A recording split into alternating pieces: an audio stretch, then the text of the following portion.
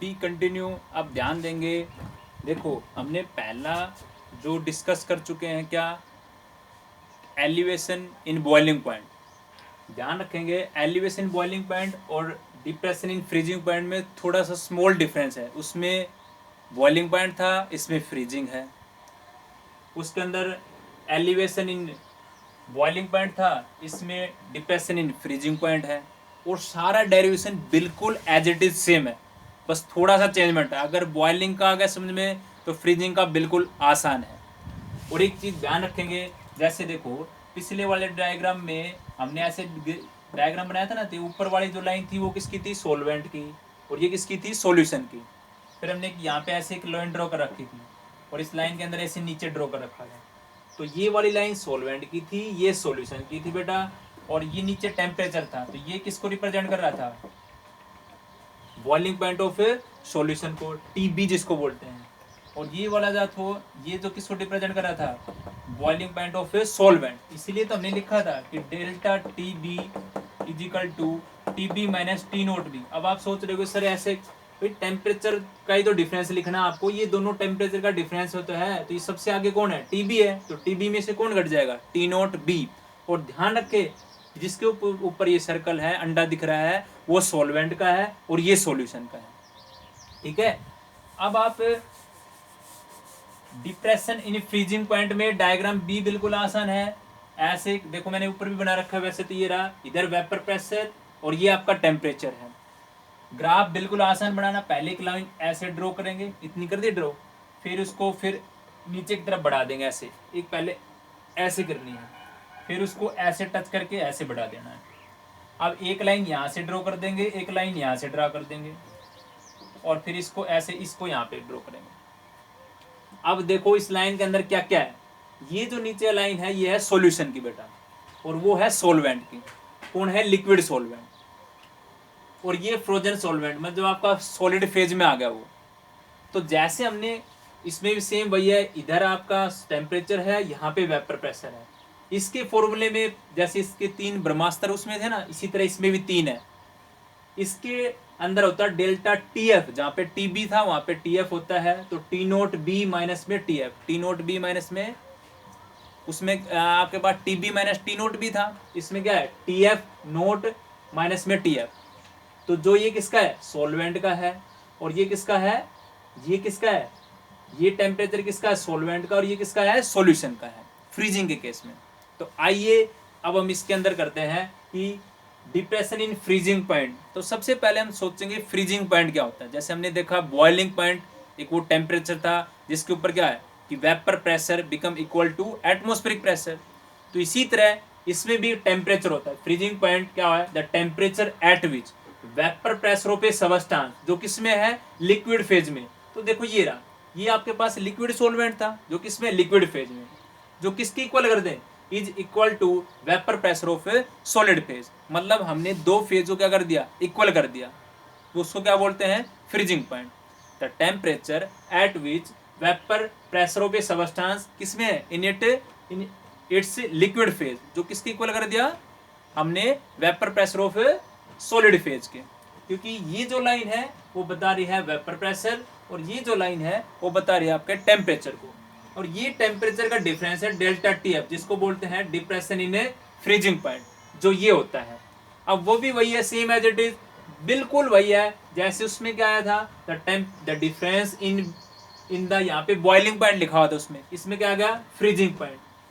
अब यहाँ पे देखो उसमें क्या था, यहाँ पे पहले सॉल्यूशन था फिर प्योर सॉल्वेंट था, इसमें क्या आ गया, पहले प्योर, क्योंकि पहले प्योर ही है तो प्योर सॉल्वेंट को बोलेंगे, फिर किसको बोलेंगे, सॉल्यूशन को बोलेंगे, क्योंकि जिसके अकॉर्डिंग जिस फॉर्मूले में जो पहले आ रहा है उसी को बोलेंगे। इसमें सॉल्वेंट है तो प्योर सॉल्वेंट, सॉल्यूशन है फिर सॉल्यूशन आ जाएगा। ठीक है।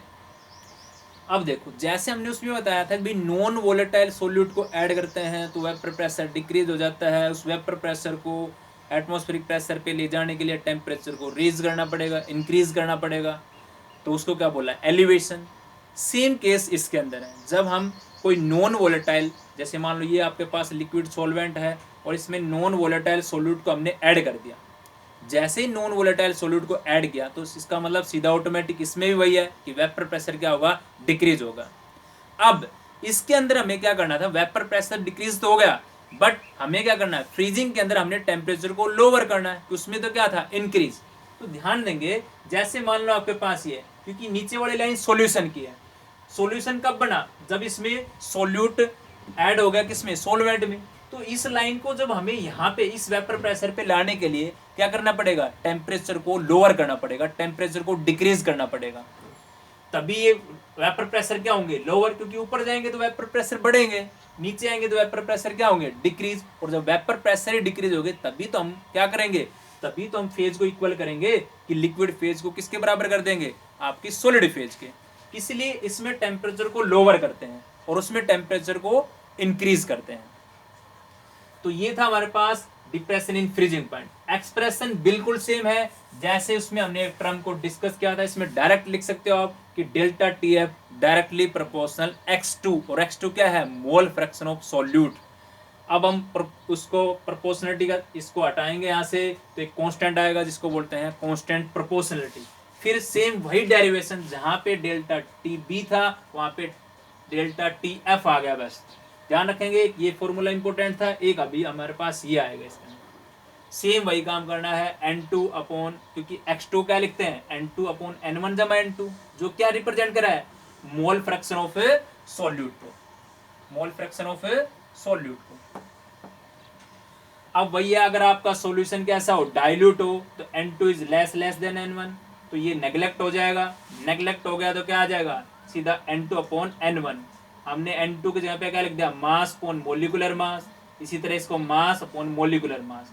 ये वाला K और ये M1 दोनों मिलके एक नई कांस्टेंट जनरेट करेंगे जिसको बोलेंगे KF। जैसे उसमें बोलते थे मोलल एलिवेशन कांस्टेंट, इसमें नाम होगा molal freezing constant, molal freezing constant, और दूसरा नाम होता है क्रायोस्कोपिक कांस्टेंट। फिर हमने इस टर्म को वही डिस्कस कर देंगे, इसको बताएंगे मोलिलिटी। सारा काम बिल्कुल सेम आ जाएगा, वही एज इट इज, सिर्फ चेंजमेंट ये है, वहां B था, यहाँ पे F आ जाएगा आपके पास, KF जो क्या है आपके पास, फ्रीजिंग कांस्टेंट। तो आइए अब हम डेफिनेशन को जानते हैं कि क्रायोस्कोपिक कांस्टेंट क्या होता है। तो एक बार ऊपर का अच्छे से एक बार देख ले, इसका स्क्रीनशॉट ले ले।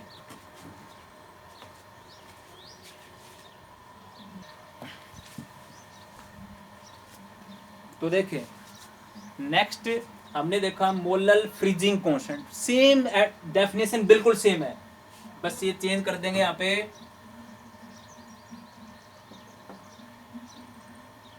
यहाँ पे आ जाएगा आपके पास फ्रीजिंग और यहाँ पे द डिप्रेशन।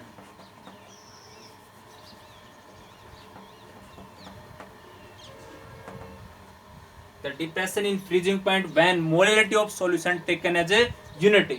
अगर हम स्मॉल m का मान कितना ले ले, 1 ले ले, तो डेल्टा टी एफ किसके बराबर हो जाएगा, KF के मान इक्वल हो जाएगा। यूनिट वही सेम आएगी इसकी भी, kg mole inverse, kg unit. देखो कैसे हमने आइडेंटिफाई किया बेटा, टेम्परेचर को केल्विन में लिख दिया, और ये क्या आपके पास मोलैलिटी, वो क्या होती है आपके पास मोल, जैसे नीचे वही किया ना, same as it is, K upon में मोल kg इनवर्स ऐसे होता था।